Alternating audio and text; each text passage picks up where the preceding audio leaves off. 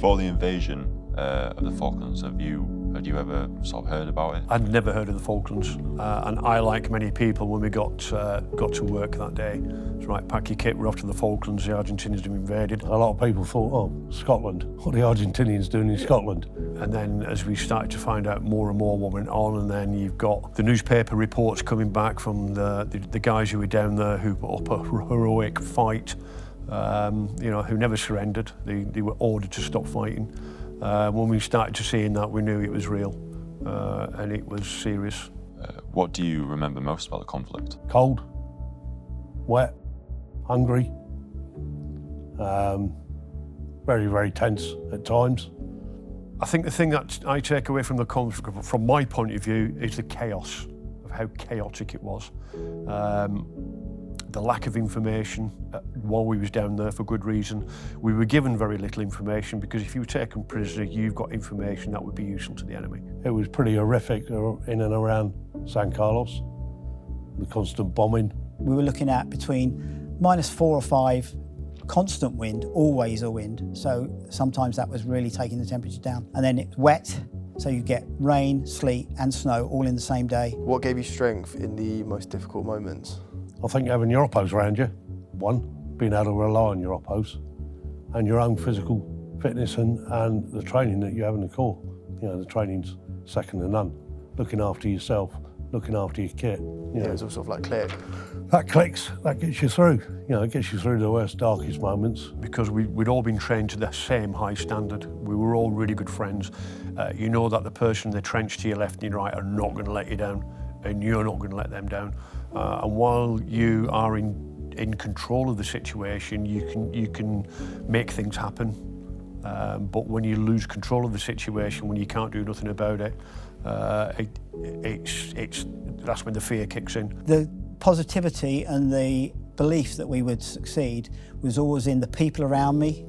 My team were great. I knew that we had great strength, and the chances were that in any kind of trouble, we'd be able to get out of it. What moments would you look back on fondly? Not killing people. I was on a clearance patrol which I was leading on the water's edge. There was 3 of us, and we noticed a craft coming towards us. I couldn't recognise the shape. It wasn't a Royal Marine craft, so we suspected it could possibly be enemy. We don't know. So we laid down on the beach. We readied ourselves, and when the boat landed, we gave the very typical halt, who goes there. They are supposed to stop what they're doing, wait for the password, return the password, and then carry and identify them as friendly. These people decided to jump on the ground and cock the weapons. So I popped a grenade, pulled the pin out. Guy next to me did the same. And something said, just hang on a sec. And I did the command again, halt, who goes there? And they came back saying friend. So when they stood up and went over, I give this guy an almighty telling off. And he said, you can't speak to me like that, I'm Major so-and-so. I went, I'll speak to you anyhow I want when I've got a grenade in my hand like that. And he went, and I went, the pin's here. So they all scattered and they all left me. So being stood on a beach at night on my own in the pitch black, trying to put a pin back in a grenade, it was quite a challenge. But because I made that pause, if I'd have thrown that grenade and the other grenade had gone as well, and we'd have taken out our own guys, my life would have been completely different.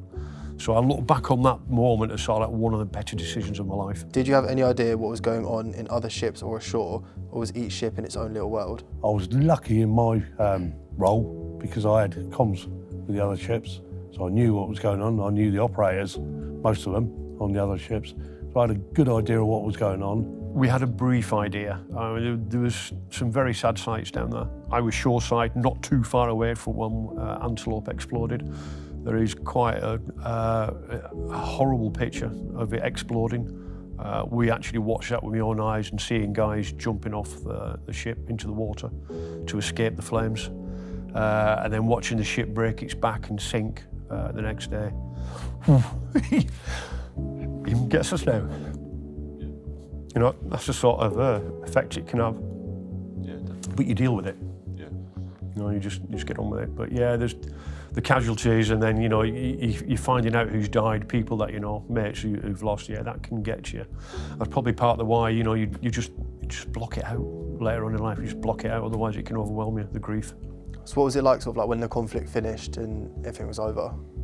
Once it was all over, we got into Port Stanley. The place was a total and utter mess. The Argentinians had left it in an awful state. So we sort of helped the locals and everybody else start clearing up. But then we got back on board ship.